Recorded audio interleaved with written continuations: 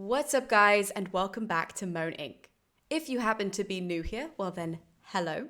My name is Erica, and it is lovely to have you joining us on the channel because today's conversation is with one of my new favorite authors. She wrote the book that is sitting behind me, titled Savage Beasts, which means that I am chatting with Rani Selvarajah. Now, Rani's adaptation of the Jason and Medea myth, I don't even know where to start. I just completely fell in love with it. I think her writing is fantastic. I think the way that she's gone about, retelling the myth with such care and such respect, not only for the ancient mythology, but also for the time period that she set it within, because I'll let Rani get on that in a hot second. But she's just done this so well. And it really shocks me that more people haven't read and haven't been aware that this book came out and that this incredible retelling exists for these characters and for this mythology. So as we go through the chat, obviously what's important for you guys to remember is that all of the links to Savage Beasts are in the description below. So at any point, do not be shy to open one of those links and hit that order button because you absolutely will not regret it. I completely love this book and I cannot wait to see everything that Rani produces in the future.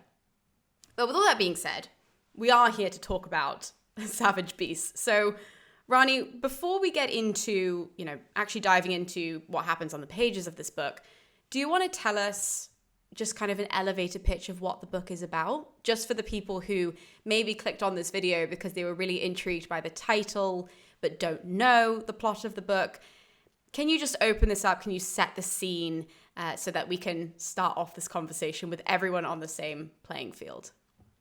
Yeah, Savage Beasts is a retelling of the Greek myth Medea, set during the 18th century, during the rise of the East India Company.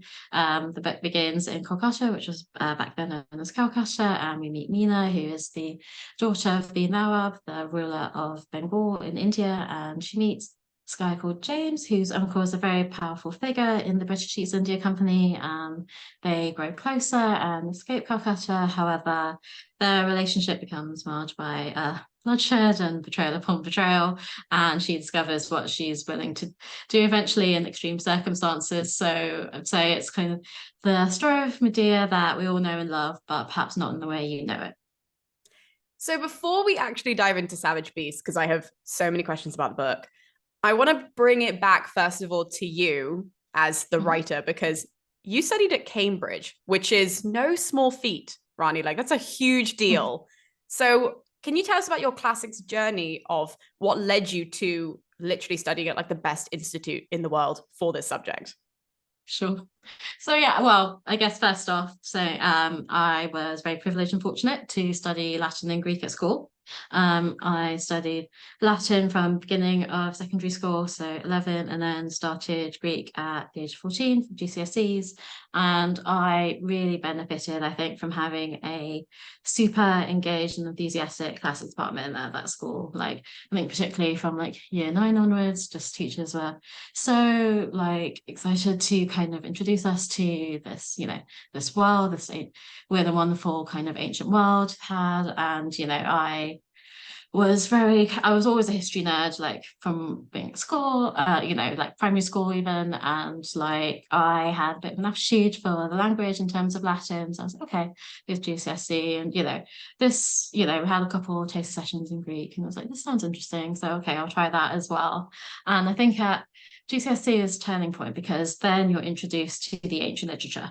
And whilst I would say these days I'm more drawn to the Greek literature side, particularly tragedy, my gateway drug of choice was Aeneid, Book 4, Dido, it was just like a whole world opened up in terms of that story and character and kind of the love story and kind of the heartbreak. And just I was so, and definitely got a sense that teachers also like finally get to show you what all those years of like learning like verb endings and declensions was for. Like, this is why it's worth it. So you get to read all of this in its original language. And yeah, the poetry of Virgil's like story was just so beautiful. And that kind of, yeah, definitely, I just was totally enamored by it. And mainly want to study it further A level, but though I would say it wasn't necessarily like, oh, I'm definitely going to do classics at that stage, because I was, interested in lots of different things,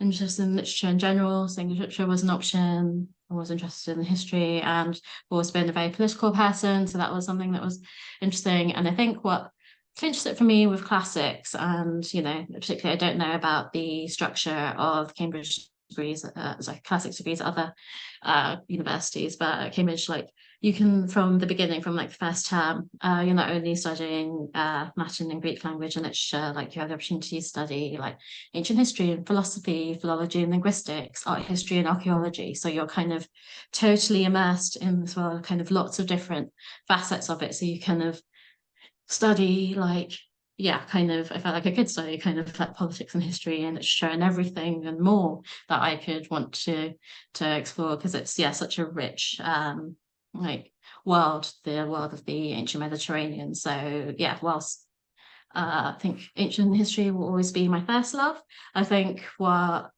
interested me about classics then and sort of led me to Cambridge and continues to fascinate me about classics is just kind of the variety of that world and that sort of subject in its entirety, and sort of all the various ways it can lead you. Absolutely. And okay, so something that you said in another podcast, which I want to pull it right back to secondary school, Rani, if you can get into her mindset. She had braces, much bigger hair. Okay. I had braces too, twins. Oh. So you said, though, back in another podcast, you said that at that time, I think it was A levels was when you first read Euripides' Medea. So, and you said in this podcast, I can't remember which one it is. I should have written that down. I'll link it though in the description below so that you guys can listen to that conversation as well. But you said that you read this play and you were just immediately like, who is this Medea? I want to know more about her, past, present, what's going on. So can you tell us about the context of, you reading Medea? What was it about her that stood out to you as that secondary school student? So I guess like even before I got to A level, kind of as a baby classicist, kind of 14, studying, Greek, I would say Medea's reputation preceded her. Like I think my other classmates, I think maybe a bit more clued up on Greek mythology, and they kind of knew about her, or like talking about her, and just kind of, so I feel like I knew her story before I read the play, and it was just like amazing, and it just sounded like she sounded like such a like cool badass character, and I was all ready for kind of studying her year 13 and all of her like vengeful badass girl boss sort of glory. And she Reproduce definitely delivers on that front, A plus 100%. But I think what I wasn't expecting, and I think what is just so magical about that play, is the level of pathos and emotion that Euripides kind of imbues in like her character and her story. And like I think that really then captivated me. And Steve talks about how she's this foreigner, she's this barbarian woman, she's othered, and maybe at that stage, sort of 17, 18, kind of, it was more on the subconscious level that I identified with her in that respect, being as a a young woman of color, then the more on the sort of conscious level, as I would later do. But I think kind of that idea of kind of being othered, being the outsider, I think that's something that does kind of really kind of is appealing for teenagers, these are teenage girls. So I think that's possibly something that also like resonated with me in some respect. And so, but I think in general, or at least I love her because I know she's powerful. Like she's this amazing witch, and she's she's niece of Circe, and actually she can ride in a dragon chariot whenever she like that's all amazing. But I know I do feel maybe kind of we remember her, and her story kind of has so much potency still, is because she's also so vulnerable. And I think that Euripides does a really good job of making it clear that these, aren't mutually exclusive, and through that creates a really compelling, complex portrayal of a really complex woman. So I think that's the duality of her really appealed to me. So you mentioned there, being a woman of color and being this outsider. Something that you write in the back of your book, in your author's note, is how growing up in the UK, and I can vouch for this as well, we don't learn about colonial Britain, especially colonial India. Like that's not something that's touched on, which is I guess it was really interesting for me just because where I live, like we're one of the only like white families. It's all Indian Mm, families. And it was only when you wrote that I was like, how bizarre that I grew mm, up on a street that wasn't a commonly discussed thing, like because people weren't being educated about it. So you had to, in order to write this book, go and educate yourself and find, the source material and, who to trust and, all of this sort of stuff in order to ground this book in that time period accurately for Medea, your version of Medea, Mina, to shine. So how did you go about that? Like, how did you start? Was it, through reading? Was it Googling? Was it just kind of going to the bookshop and going, oh God, where do I go? How did you mm. do that? Yeah, so yeah, I guess yeah, didn't have I think much of a grounding in terms of the sort of history and legacy and the impacts of colonization at school. I did do a master's at SOAS kind of in development, and kind of part of that looked at kind of India and its kind of the impacts of colonialism in terms of the global north and global south, and kind of the disparity there, as well as the kind of colonial roots of international development itself. So I guess I had a little bit of a political grounding kind of at a sort of formal academic level, but in terms of like the sort of history of that, looking at like the 18th, 19th century, didn't have that. So yeah, started a bit with just sort of Googling books about kind of Indian history and trying to find stuff there about looking at colonization. Shashi Tharoor's book, Inglorious Empire, was a really great source in that respect. He's a sort of Indian writer, historian, politician, and writes in a really clear, uncompromising way about the impact of the East India Company and then the British Raj. So when kind of the actual Britain country ruled India, and that was really useful and like a really great starting point. And obviously, when you're looking at the history of colonization, it's important to make sure that you're looking at sources that from the perspective of formerly colonized people. So that was really great. I also read a really interesting book by a woman called Priya, Satia's historian, that kind of looked at not only colonization but also the kind of the debates and kind of thought leaders of the time, sort of in the 18th century, like during the Enlightenment period. So like, liberal thinkers and philosophers, and looking at the impacts of that on colonialism and its responses, and how kind of even where they were potentially kind of critical of like certain figures who were kind of sort of like emblematic figures of colonization, they were still fundamentally kind of pro it in terms of kind of that civilizing impact on barbarian people. And so that was really useful context to kind of try and understand kind of the certain, the sort of debates and discussions, and kind of what was the political context in the UK, and how that kind of influenced kind of sort of elite classes of that day as well, which was really interesting. For and then like there's, in terms of the East India Company itself, there's a white British historian called William Dalrymple who's written a book called The Anarchy, which is a really great like primer for the East India Company, and just like it's just disastrous, deadly kind of legacy and kind of what it did. He writes in really like engaging sort of narrative, almost like fiction kind of style, and he has like even a sort of dramatist personae kind of thing at the start with all of the key players, so you can like get a sense of who everyone is and sort of all of these child machinations, and so that was really useful. Didn't learn about it at school, but I've tried to make up for it since. I mean, absolutely. I'm going to link all of those in the description below, guys, for you guys who are listening and who are just like, that sounds amazing, and I want to, learn myself in my own time. You guys can find those all down below. Unless you have Rani's book, where it is in the author's note at the back. There are lots of really great resources as well back there. But taking into consideration all of that wonderful, research that you did, and your classics background, something that I was really curious about when, having you write this book, you've got like a devil and an angel on your shoulder, right? You've got, okay, here's my classics background. Here's the ancient Greek, right? That's shouting at me. Or, Ovid, when he writes about Medea in Latin, you've got all the ancient languages on one shoulder, and then you've got colonial India on the other shoulder.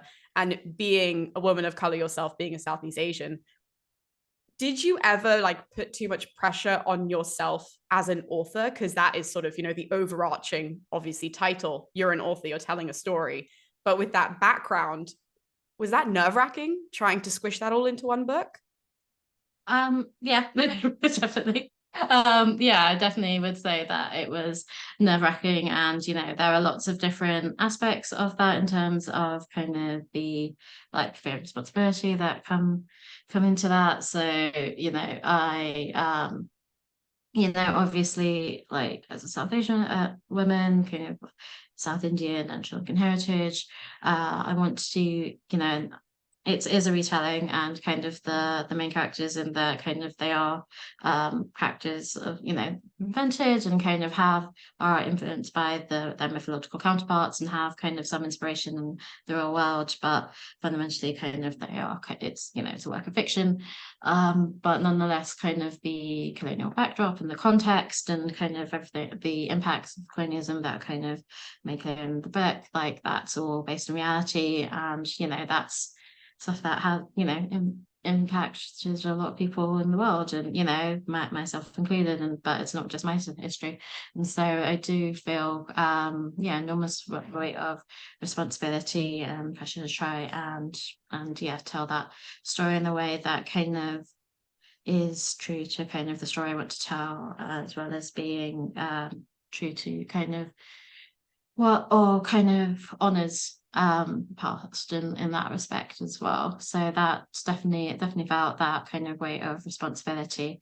So far, I have been privileged enough to be sort of tagged into reviews by Indian and Sri Lankan bookstagrammers, book bloggers, that sort of thing. And so far, people overwhelmingly response has been really lovely and supportive, which has been really I know it's really heartening to see, because obviously we're not taught about this history, but they sure are. So that's been really lovely, and people have commented on kind of the vivid historical setting and the political context, so that's been a little bit of a relief, luckily. And in terms of the myth, I started with the myth. That kind of my first kind of instinct was kind of my first intention was to write a retelling of Medea, to retell the story in the way that I wanted to tell it. And so kind of I had, wanted to make sure that I got it right in the way I wanted to. But obviously also classics is historically very well kept. It's very much been the domain of privileged white men for a huge amount of time, and there isn't enough kind of progress being done on that. So it's definitely particularly online, being women of color online, I was like, oh god, it's gonna get dinged for various things that have changed, or I know people's backs get up whenever you're talking about colonialism anyway. They're going to be even more annoyed when you take a great work of the Western canon and try to tell that story. But so far I don't know whether it's just because people haven't come across my book yet, so that those annoying people, but so far I haven't had anything like that, which has been great. And actually the classics community has been really lovely and supportive of the book so far, so I haven't had to worry about that so much.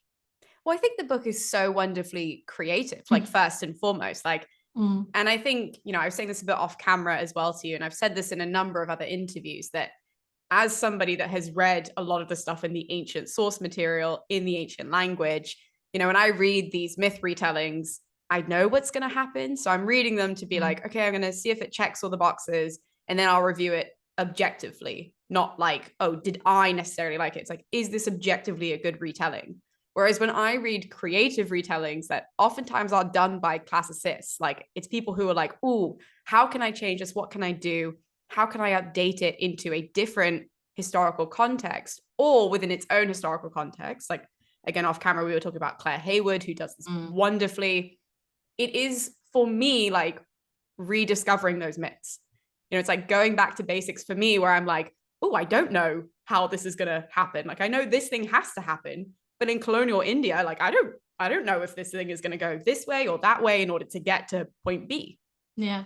No, definitely. I mean, it's definitely, what I think is the joy of mythology, and just, how it continues sort of retold and reshaped, and, throughout. And, obviously Euripides did that himself with Medea. In many respects, he was an innovator, of the myth, even though we see kind of her killing her children as like just part and parcel of it now. Kind of wasn't always the case, or he's not in that way.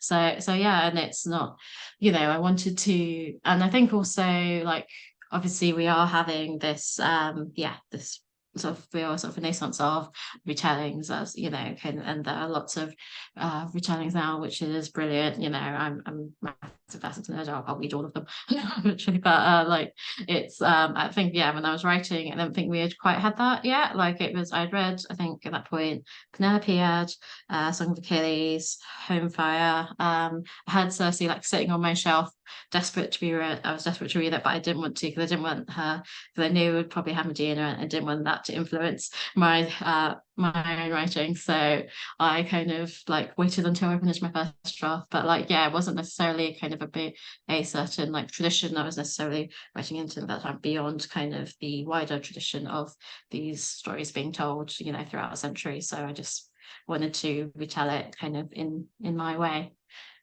Yeah, and it's not something that I know. I always, whenever and I guess now I've written Savage Beasts. I'm currently working on fiction, and sort of now thinking about other book ideas. So I've realized that kind of my way of thinking about these stories is sort of starting with the myth, and then thinking about what kind of interests me about it, what's like the thing that I can't stop thinking about, the question that I can't stop thinking about, and then thinking about what is a context that allows me to really bring those themes up to the surface, and like really like explore those in like a really interesting way. So like, yeah, kind of it always starts with a myth, but then kind of think about where I can take it to really kind of make it my own. Well, that's such an important point, is the question that you're thinking of. How are you going to then bring that out? Like, I think Camilla Shamsi's Home Fire was a perfect example of that. Like, I read that and was like, my heart is breaking all over again. This is fantastic. You really feel that like moral dilemma in that book that her version of Antigone is going through, which is why I thought that was just done perfectly. Actually, if you guys have read Savage Beasts and love that, go and get that one as well, because it's sort of in the same style of like updating, again, as you said, with the question of what you're thinking about. And I think a lot of people kind of forget that when they're retelling the myths. It's like, here are the beats of the story, but in the context they were being written about, that's what they were doing. It was a familiar context for that audience in a mythological world, but they were dealing with different, topical things that they couldn't write on the surface. But the questions in there were so valid to the audience that were watching it, but it had to be like clouded in this mythological story. It, oftentimes Thebes, because they didn't like Thebes, but they had to set it somewhere else, so that it was like, let's ask these really important questions, get it in front of people, get them thinking about it. Yeah. With Medea in particular, I always think about how the Pericles citizenship laws reforms were only about 20 years prior, kind of before, that you need to Athenian citizens to be kind of your parents, otherwise you're not legitimate. And kind of that's kind of the main sort of concern of kind of Jason making sure he has legitimate heirs, in that myth and that kind of bit. But then sort of Euripides choosing to look at the emotional fallout on kind of the other part, members of the family, and seeing kind of what that implication is of such kind of like where those sorts of reforms kind of lead you, is I think a really fascinating really fascinating way of how an ancient author is kind of grappling with the political context of their day, and kind of transposing it in an ancient context. Well, something that Euripides does, which is, I think, and it's really hard for me to say this because obviously we're really deep into the classics world, but I'm pretty sure this is one of Medea's most famous things. Somebody correct me if it's not, but is her incredible speech where she yells at Jason that she would much rather stand in battle than give birth, right? And she says this really powerful thing, which I always tell people, like, remember that the guy who's saying that is a guy, because the actors were men. He's saying it to an audience of men. It was written by a man. That is such a powerful thing to have written for a female character to say. And you pretty much copy and pasted this speech. You were just like, this doesn't need to be changed. Like, obviously the details are there, but the meaning behind this speech is so important. So I was wondering if you could tell us like why you decided not really to change that all that much, and why it was like so vital that that was in Savage Beasts? First of all, like, yeah, being a nerd myself, I know that I love those kind of like little Easter eggs and references, like in retellings and kind of little not hints and nods to kind of myth or kind of, yeah, versions of myth that kind of we're really familiar with. So kind of I figure other people would love those, you know, if you know, kind of, and it comes to the place. So I was just like, okay, I feel like people would, because it is such an iconic line, such an iconic scene, people would really want to see that. So I wanted to include it in that respect. I think also kind of it's been a passage that has been, you know, recited by women over the years in, you know, fight for gender equality in many different political contexts. And so kind of it felt really appropriate in this retelling as well, that, you know, I think kind of really deals with sort of feminist themes in that respect. And also, you know, in that era, obviously men weren't kind of you know, kind of the realities of childbirth, you know, men weren't really kind of there for that. They kind of weren't sort of in the room or anything like that. And so I really love kind of the freedom and abandon that in that moment, kind of she gives herself to kind of lay it all out there and kind of make him realize kind of the realities of what she has gone through, even kind of through, you know, regardless of any or the other kind of shows that are very kind of particular to their relationship, just kind of womanhood in that, you know, in that context, what that is meant for her, what she has gone through for him. And that's and you know, she's doing it whilst, you know, he's kind of grossed out and horrified by it, but she doesn't care because she doesn't have to anymore at that stage. And I think it's incredibly liberating for her. I know we don't want to give too many spoilers, so I'm going to try my best absolutely not to, but there's one question that I wanted to ask, but it is a mythology spoiler. So I'm just going to add on for you guys who are watching. I'll just put a timestamp in case you guys don't want this mythology spoiler, in case you don't know it. But if you know the mythology, this is not the end of the story. It's not the end of the book. It's like a third of the way into the book, maybe not even. So just in case nobody wants that spoiler, you guys can just fast forward to that timestamp. But otherwise, now that I've protected ourselves from anybody being spoiled. So you include, as we've kind of touched on, obviously Mina has a brother, which is important to Medea's story because part, at least, of Euripides is that she kills her brother, and she has her motives for doing that. We don't have to get into all that. She has her motives for doing that, basically. And this was something I actually didn't know if you were going to include in the book, because I'm thinking it works when it comes to magic and when it comes to having, you know, a mythological root of this story, because you can kind of excuse a lot of crazy behavior when you're like, oh, okay, the gods are there and Aeetes, her dad, is, you know, divine as well. So again, extraneous circumstances. But you still decided to include this moment that you were like, this is important for my story. So I was wondering, one, why? Even though I loved it, I'm curious. And two, how difficult was it to shoehorn, you know, a side story like that into your narrative? Yeah, no, so it's a really interesting question. So first of all, kind of, yeah, thinking about like, yeah, how I sort of went about doing it, I guess, like, yeah, it was a real kind of challenge thinking about it, because I did want to kind of honor the myth, and I feel like it either, yeah, maybe sort of touching on like it feels like a sort of point of no return for you know, Medea and the myth, and you know, here, you know, and kind of like it's, yeah, I always find it kind of, that's kind of funny in Euripides when she's like, oh, I can't go home, and like, you know, brother's dead, and it's like, why Medea? What happened? You're like, tell us, go on. Yeah, all is so yeah, she kind of sidesteps that a little bit, but like it's, you know, it is that act that kind of does effectively exile her, you know, kind of, you can't then go home, then there is no kind of home to go to in the myth, and you know, kind of similarly it just feels, you know, emotionally and kind of like I know in sort of materiality as well, kind of comes the sort of point of no return for, you know, Mina as well. And I think it but it definitely posed a challenge, because you're right. I think you can get away with certain things and kind of when you're dealing with the mythical realm, as opposed to when you're transposing those to grounded reality. And when you take Medea's story in its entirety, the woman has a hell of a body count. Like, it's like, and we focus on the children and what happens in the play, but there's a lot of people before that. So, and it's just like, yeah, it's really hard to do, and particularly that story. It's, if we were to do, like if you were to think about someone who in reality kind of chopped up her brother and scattered him into the ocean, for the deliberate purpose of, making her dad, try and collect all apart, I think that person's bonkers, and a sociopath. Like, it's just like it wouldn't. I think it would be really hard to kind of have someone, a reader, kind of continue on that journey with that character.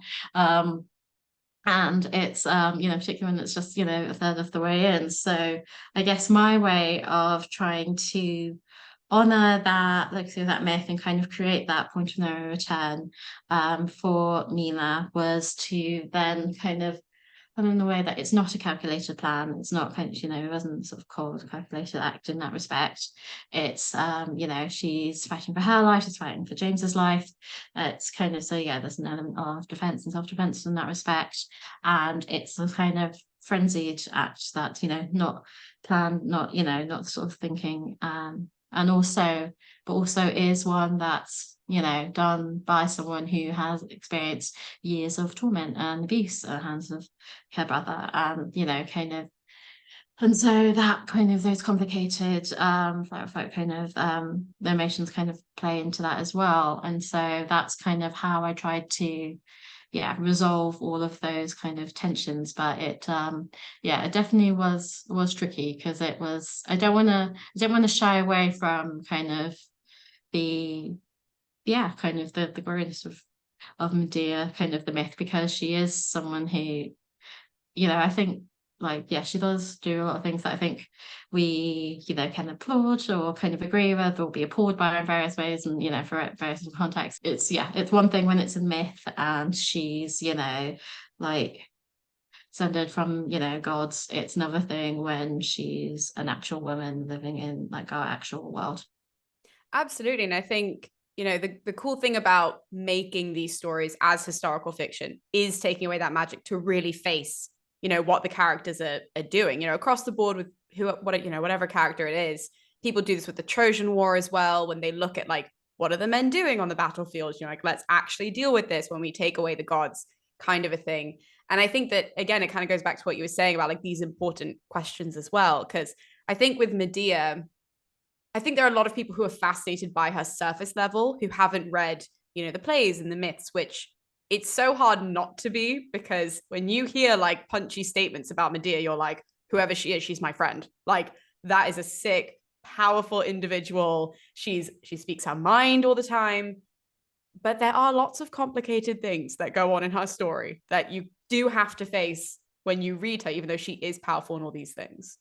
No, absolutely. And I think that's really the tension with her. And I think that's why she is such a, I don't know, such an intriguing prospect, as an author, someone, really intriguing prospect to, to tell their story, because you're dealing with all of these tensions and, kind of all of parts that you want to applaud and kind of cheer her on, but then also there's a lot of, she's not wholly right all the time. And I think and particularly sort of looking at history and colonial history, there's a lot of different kind of like context that she's in, and kind of different levels of power that she has, and trying to sort of play around, because I think sometimes it's, you feel lots of sympathy, and sometimes I think she does really horrible stuff to other people as well that kind of isn't so justified. And I think there's a lot of I wanted to try and build out that complexity of her kind of, and sort of explore kind of all of those different facets, because that's, I think,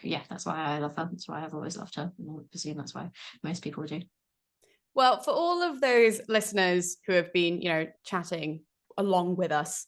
Okay, I say chatting along with us. I do that. I don't know if everybody else does that, but, like, whenever I, like, listen to podcasts, I always answer the questions as well.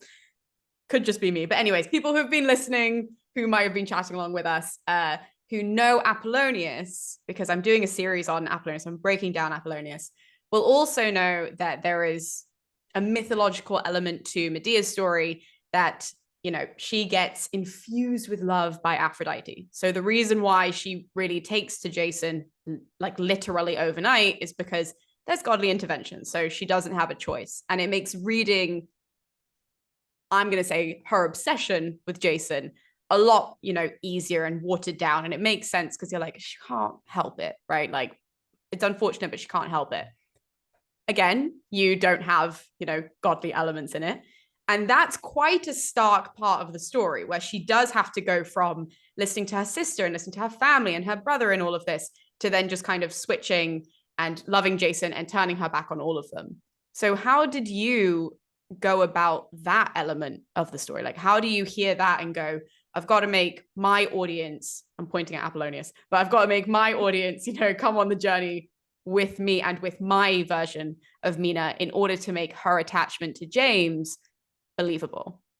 Yeah, that was definitely, I think that was one of the trickiest parts in respect, actually, kind of getting that early stage right, and kind of that relationship, and yeah, trying to justify kind of that relationship that early on. And you know, because yeah, there isn't any divine intervention unlike in the Argonautica, and it's in the myth, Medea goes to such extreme lengths to help Jason, and you know, to get away, feeling dropping over brother. So it's yeah, it was definitely tricky. And so I think in the end I tried to think about, like, emotionally, what would make a person kind of do that, be so swept up and kind of ready to throw their lot in with the stranger, you know, particularly someone like James, who's more than Jason, who's a bit of a trash fire of a human.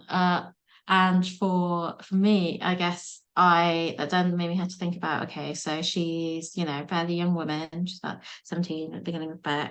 She, you know, thinking about someone who would be willing to do that. It's probably someone who's quite lonely, who maybe doesn't have a lot of love in their life, who hasn't really seen what a healthy, loving relationship looks like, and you know, kind of is really kind of yearning for that. And you know, and so I tried to kind of create this family life for her that feels quite kind of barren and cold, and kind of, yeah, kind of, she doesn't have, you know, a warm, supportive emotional relationship with like her father and her brother. She that she can kind of rely on, and kind of boost her kind of confidence, and kind, so that she isn't sort of necessarily taken in by someone like James.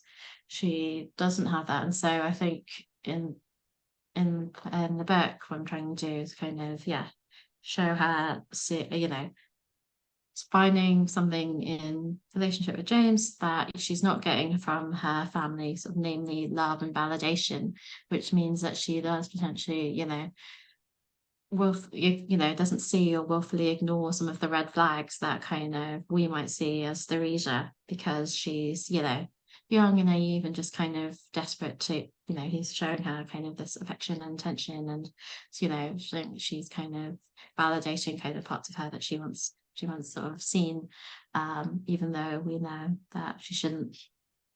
You know what's funny is that I found myself getting annoyed at the start of your book, in a good way, obviously, but like, you know, reading her, because I could really understand where Mina was coming from. That was the problem, I think, that I was like, oh God, because her father and her brother are just horrible. And like you said, you set it up that way because obviously the rest of the story without the mythology and the magic doesn't make any sense.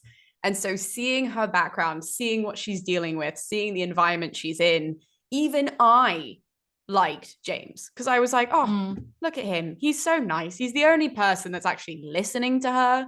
He's the only one that, like you said, validates her. And it reminded me of Jennifer Saint in Ariadne. She did the same thing, where I got so annoyed as I was reading that, because I was like, I get why you like him, and I know this is terrible for you. Did you have that reaction when you were writing, Mina, as well as the classicist, you know, that you are?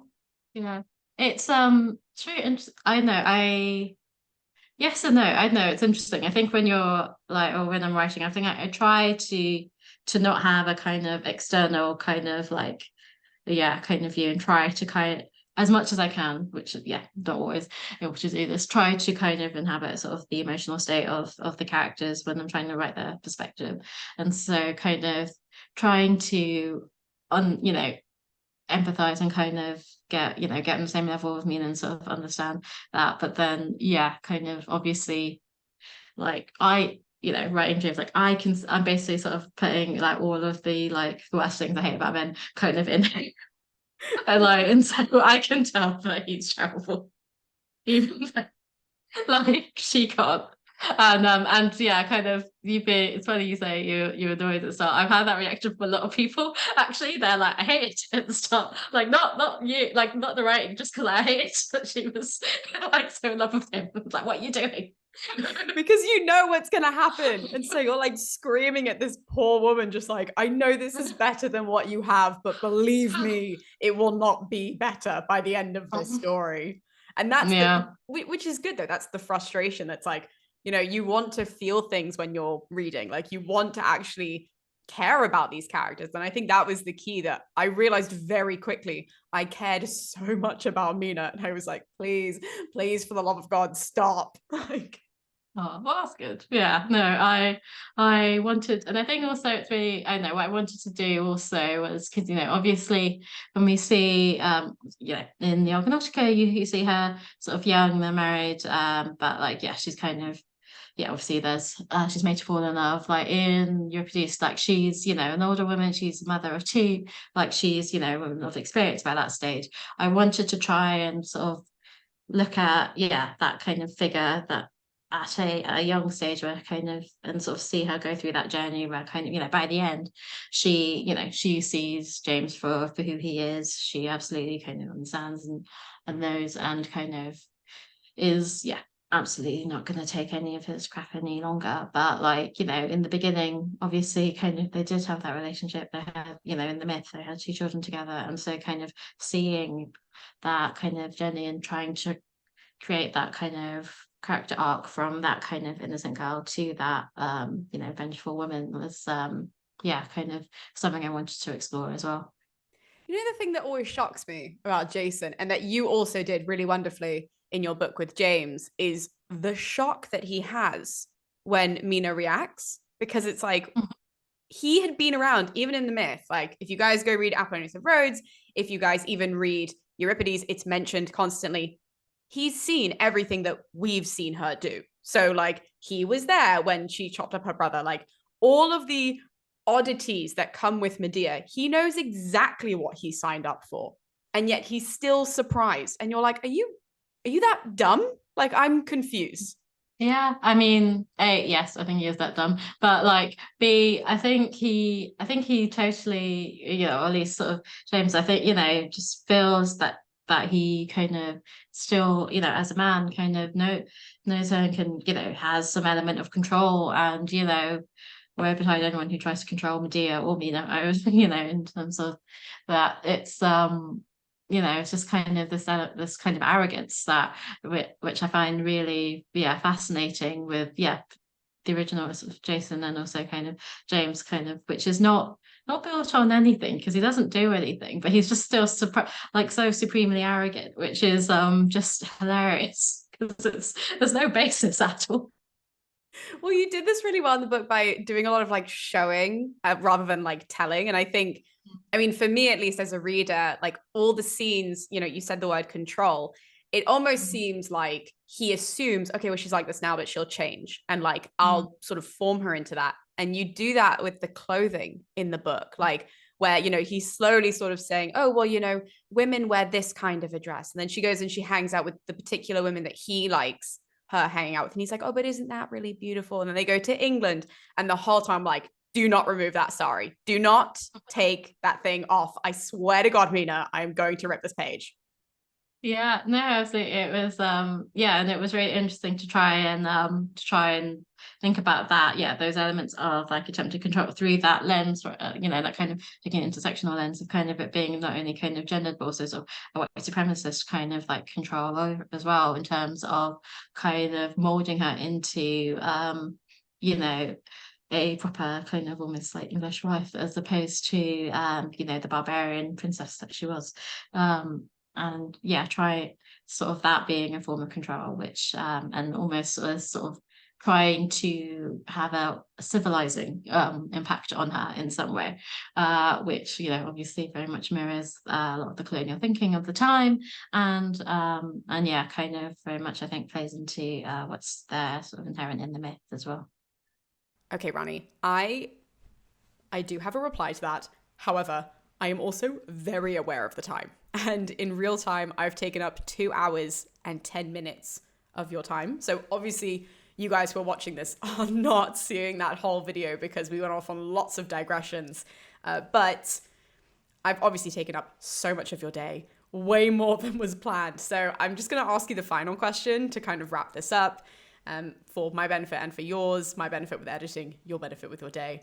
So the final question I ask all of my guests is really for a piece of advice for my audience, because lots of people who watch my interviews, particularly, they don't necessarily know who the guest is prior to clicking, but something about the title, something about the introduction, you know, whether it be when we broke down the book or there's a photo of the book, you know, whatever it is, intrigues them. So maybe, let's say, that there's somebody who's watching this that clicked because they want to write a similar styled kind of book to yours, where they want to take the mythology and they want to adapt it to a different, you know, historical context. But that's, you know, as we've discussed throughout this whole conversation, that's a really difficult thing to do.